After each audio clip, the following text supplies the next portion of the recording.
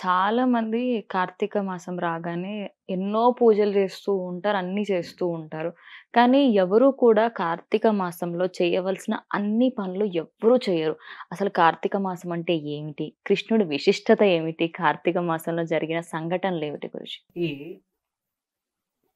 కార్తీక మాసంలో శివకేశవుల్ని ఇద్దరిని కూడా ప్రియమైన మాసంగా చెప్తూ ఉంటారన్నమాట. కృష్ణ భక్తులందరికీ వైష్ణవులందరికీ దామోదర మాసము అని అంటారు. కృష్ణ ఆరాధన చాలా ముఖ్యంగా చేస్తారన్నమాట. బృందావనాది క్షేత్రములలో దామోదర మాసాన్ని చాలా గొప్పగా చేస్తారు. చాలా మంది అయితే ఈ నెల రోజులు కూడా బృందావనంలోనే ఉండిపోతారన్నమాట. అంటే ఆ భగవంతుడి యొక్క దామోదర లీల జరిగిన మాసం అన్నమాట. కాబట్టి ఆ దామోదరుడికి విశేషంగా ఆరతులు సమర్పణ చేయటము, నిష్ఠగా దామోదరాష్టకాన్ని సమర్పణ చేయటము, దాని తర్వాత ప్రొద్దున్నే బ్రహ్మముహూర్తంలో నిద్ర లేవటము, ఇవన్నీ కూడా చేస్తూ ఉంటారు. మీకు ఒక విషయం చెప్తాను. ఏం చేసినా సరే మనం ఏ సంకల్పంతో చేస్తున్నాం, అది భగవంతుడి యొక్క ప్రీతి కోసం చేస్తున్నామా లేదా మనకి ఏదన్నా ఆశించి చేస్తున్నామా? కాబట్టి మీకు ఒక విషయం చెప్తాను. ఒకసారి నారదుడు తిరుగుతూ ఉన్నారనమాట. తిరుగుతూ వస్తూ ఉంటే కార్తీక మాసం సమయం హైదరాబాద్ లో అన్ని గుళ్ళు ఫుల్ అనమాట. అందరు దీపాలు పెట్టేస్తున్నారు. మొత్తం ఉసిరి చెట్లు, తులసి చెట్లు, అసలు అసలు ఎక్కడ కూడా క్యూ లైన్లు అనమాట. నారదుడు చూసి అనుకున్నారు, ఎంత భక్తి అసలు హైదరాబాద్ వాళ్ళందరికీ, అన్ని గుళ్ళు ఫుల్ అయిపోయాయి. సరే అందరిని అడుగుదాం, ఎవరైనా మాతో పాటు వైకుంఠానికి వస్తారా, భక్తి చేస్తున్నారు ఇంత గొప్పగా, భగవంతుడి దగ్గరికి వెళ్ళడానికే కదా అనుకొని ఆయన అన్నారనమాట, ఎవరైనా వస్తారా, నేను వైకుంఠానికి వెళ్తున్నా, మిమ్మల్ని తీసుకెళ్తాను అని అంటే ఎవ్వరు రాలేదన్నమాట. అదేంటిది? అయితే ఎవ్వరు రాలేదు. అయితే నారదుడు చాలా షాక్ అయిపోయారనమాట. ఏంటి ఎవ్వరు రావట్లేదు? మళ్ళీ ఒకసారి గట్టిగా అన్నారు, మేము వైకుంఠానికి వెళ్తున్నాం, మిమ్మల్ని కూడా తీసుకెళ్తాం, వస్తారా ఎవరు అంటే ఎవ్వరు కూడా, అందరూ పారిపోయారు అక్కడి నుంచి. కానీ ఒక్క వ్యక్తి మాత్రం నారదుడి దగ్గరికి వచ్చి, నేను వస్తా అని. ఓ నువ్వు వస్తావా, చాలా సంతోషం, రండి వైకుంఠానికి అంటే. ఆయన అన్నారు, మళ్ళీ తిరిగి ఎప్పుడు వస్తాం అని అడిగాడు అనమాట. అప్పుడు నారదుడు అన్నాడు, అయ్యా యద్గత్వా న నివర్ధంతే తద్ధామ పరమం మమ. అక్కడికి వెళ్ళటం ఉంటుంది కానీ తిరిగి రావటం ఉండదు, భగవంతుడి యొక్క సేవ చేసుకుంటూ ఉండాలి అని అంటే, అయ్యో మా పిల్లలు చాలా చిన్న పిల్లలండి, వాళ్ళు 2nd క్లాస్ 4th క్లాస్ చదువుతున్నారు, వాళ్ళు పెద్దగా అయ్యి పెళ్లిళ్ళు చేశాక వస్తాము అని అన్నారు. సరే నారదుడు అడ్రస్ అంతా తీసుకున్నాడు. సరే మేము మళ్ళీ వస్తామని చెప్పారు. ఈయన వెళ్ళాడు. ఈయన వెళ్ళి చాలా సంవత్సరాలు అయిపోయింది. నారదుడు అనుకున్నాడు, ఆయన వైకుంఠానికి వస్తా అన్నాడు కదా భగవంతుడి యొక్క సేవ చేసుకోవడానికి, వెళ్ళి చూద్దాము అని వెళ్ళి వాళ్ళ ఇంటి తలుపుని తట్టేసరికి ఆయన బయటకు వచ్చారనమాట. అయ్యా ఇప్పుడు వస్తావా అని అంటే, లేదండి నేను ఇప్పుడు రాను, మా పిల్లలకి ఇప్పుడే పెళ్లిళ్ళు అయ్యాయి, కొద్దిగా వాళ్ళకి వాళ్ళందరికీ పిల్లలు పుట్టాక మనవల్ని మనవరాళ్ళని చూసుకొని వస్తాను నేను అన్నారు. సరే అయ్యా, మీ మనవరాళ్ళు పుట్టాక మేము చూసుకొని రా, పర్వాలేదు, నేను మళ్ళీ వస్తానని కొన్ని సంవత్సరాల తర్వాత మళ్ళీ వచ్చారండి. వచ్చి తలుపు తట్టేసరికి, అయ్యా ఈ వ్యక్తి ఉన్నారా, మీ నాన్నగారు ఉన్నారా అంటే, లేదండి మా నాన్నగారు పోయారు, మొన్ననే 2 రోజులైంది.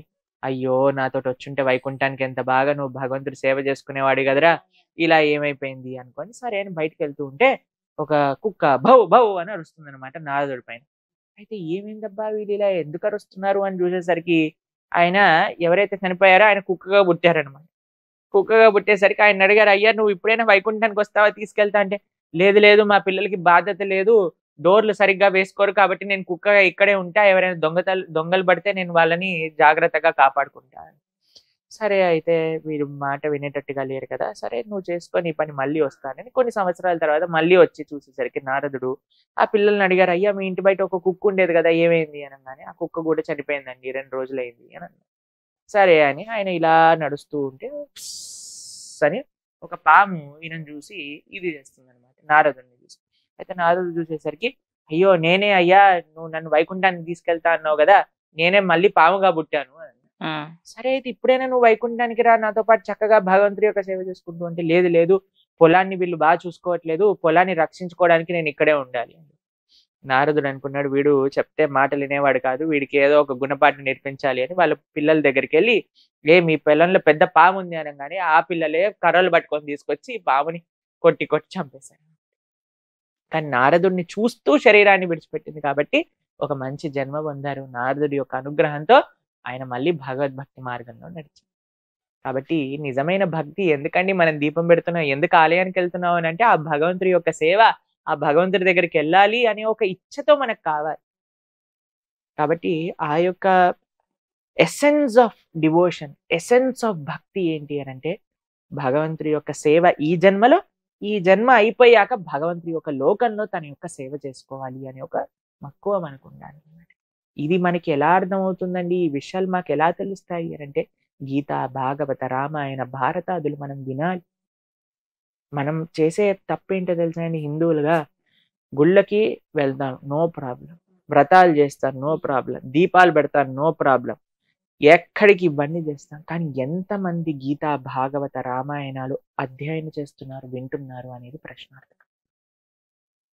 కాబట్టి ఎప్పుడైతే మనం వింటామో, ఎప్పుడైతే మన శాస్త్రాలను మనం ఒప్పుకొని చక్కగా వాటిని ఆరాధిస్తామో, అధ్యయనం చేస్తామో, అప్పుడు ఏంటి దీని యొక్క అర్థము, తాత్పర్యము అనే విషయాలు తెలుస్తాయి. స్పిరిచువల్ అని అంటారు. స్పిరిట్ అని అంటే ఎందుకు చేస్తున్నాం, దేనికోసం చేస్తున్నాం. అది తీసేసారనుకోండి కేవలం రిచువల్ మాత్రమే ఉంటుంది. వెళ్ళామా, దీపం పెట్టామా, వెళ్ళామా, దండం పెట్టామా, వెళ్ళామా, దర్శనం చేసుకున్నామా, వెళ్ళామా, కొబ్బరికాయ కొట్టామా, ఇంతవరకే ఉంటుంది. కానీ ఎందుకు చేస్తున్నాం అనే విషయాలు మనం తెలుసుకుంటే అప్పుడు మనకి వెనకాల ఆ యొక్క తాత్పర్యము అవన్నీ కూడా అర్థమవుతాయి.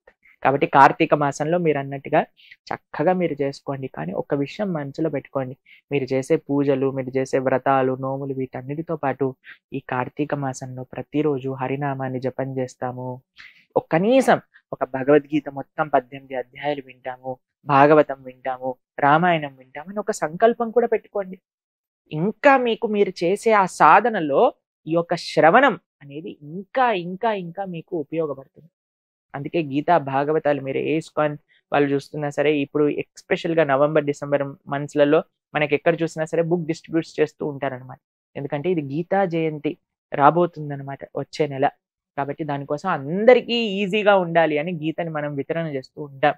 కాబట్టి ఇక్కడ హైదరాబాద్ లో కూడా వాల్యూ ఎడ్యుకేషన్ కాంటెక్స్ట్ అని చాలా విషయాలు జరుగుతూ ఉన్నాయి. మీరు హైదరాబాద్ లో అబిడ్జ్ నాంపల్లి ఇస్కాన్ టెంపుల్ కి వెళ్ళారనుకోండి, అక్కడ మీకు చాలా ఇన్ఫర్మేషన్స్ అనేవి కూడా మీకు లభిస్తూ ఉంటాయి. కాబట్టి ఆ విధంగా గీతను చదువుతామనో, గీతను వింటామనో అన్ని ఆన్లైన్ లో అవైలబుల్ గా ఉన్నాయి మీకు వినడానికి. గీత, భాగవత, రామాయణాలు మన ఛానల్లోనే చాలా ఉన్నాయి మీకు వినడానికి. కాబట్టి చక్కగా వింటూ ఉండండి. వింటూ ఉంటే ఆ విశేషాలన్నీ కూడా మంచిగా అర్థమవుతాయి. ఇంకా ఇంకా ఇంకా మీరు భగవంతుడికి దగ్గర అవ్వగలుగుతారు. ప్రభుజీ, అంటే ఇది ఎప్పటి నుంచో ఉండిపోయిన ప్రశ్న నాకు. బైబిల్, ఖురాన్ వాళ్ళ మతస్థులు వాళ్ళకి ఆ లాంగ్వేజ్ వస్తది. మన వాళ్ళలో సాంస్క్రిట్ చదవడం ఎవ్వరికీ రాదు. అది మనం బాధగా తీసుకోవాలో, లేకపోతే జనరేషన్ వైస్‌గా వీళ్ళు ఇంకా మారరు అని చెప్పేసి లైట్ తీసుకోవాలో అర్థం అవ్వట్లేదు గురూజీ. సంస్కృతం చాలా ముఖ్యం అండి. మన భాష సంస్కృతం. సంస్కృతం నేర్చుకోవాలి ప్రతి ఒక్కళ్ళు, చాలా ఈజీ. నేను కూడా సంస్కృత్ భారతి అని ఒక మాధ్యమంగా నేర్చుకున్నాను. ఎవరైనా చేసుకోవచ్చు, చాలా ఈజీ సంస్కృతం నేర్చుకోవడం. మీరు ఇంటర్నెట్ లో సంస్కృత భారతి అని టైప్ చేస్తే వాళ్ళ వెబ్సైట్ వస్తుంది. చాలా ఈజీ. మీరు ఎక్కడున్నా సరే ఆన్లైన్ లో వాళ్ళు క్లాస్ నేర్పిస్తారు. ఒక 6 నెలల్లో మనం సంస్కృతం నేర్చేసుకోవచ్చు. చాలా ఈజీ. సంస్కృత్ భారతి ద్వారా మీరు నేర్చుకోండి. ఇంకో విషయం, మనకి సంస్కృతం రాదు కాబట్టి మనం చదవట్లేదు అని చెప్పుకోవచ్చు. అవును, అదే రీజన్. ఎందుకంటే మనకి తెలుగులో మొత్తం అన్వయం. మనం భగవద్గీత, మన ఇస్కాన్ ప్రింటెడ్ భగవద్గీత మొత్తం సంస్కృత శ్లోకం, దాని తెలుగులో అన్వయం, దాని తెలుగులో వర్డ్ టు వర్డ్ మీనింగ్ అన్నీ ఉన్నాయి. కాబట్టి మనకి సంస్కృతం నేర్చుకుంటే చాలా మంచిది. నేర్చుకోకపోయినా కనీసం తెలుగులో ఉన్న పుస్తకాలు చదవండి. తెలుగులో రామాయణం ఉంది, తెలుగులో భారతం ఉంది, పోతన గారి భాగవతం తెలుగులో ఉంది కదా. కాబట్టి ఏదో ఒక విధంగా ఎక్స్క్యూజ్ ఇవ్వకండి. అదే విషయం అనమాట. మన సంస్కృతం రాదు కాబట్టి చదవ, మాకు తెలుగు చదువు కావాలి. చదవకపోతే రాకపోతే వినండి. ఇంగ్లీష్ మాకు వినటం రాదండి అని ఎవరైనా అంటారా చెప్పండి? మాకు తెలుగు వినటం అర్థం కాదండి, తెలుగు వాళ్ళం అయ్యుండి అనే వాళ్ళు ఉంటారా? నాకు కూడా తెలుగు చదవటం అంటే కొద్దిగా కష్టమే, కానీ తెలుగు మాట్లాడతాం, తెలుగు వింటాం హాయిగా. కాబట్టి ప్రవచనం వినండి, దాంట్లో ఏముంది. కాబట్టి we should come out of that నాకు తెలియదు, నేను చదవలేను, నాకు అర్థం కాదు, ఇవన్నిటిలో నుంచి బయటికి రాండి. ఫస్ట్ మీరు చెయ్యాలి అనుకుంటే చేస్తారు. అది చాలా ముఖ్యం.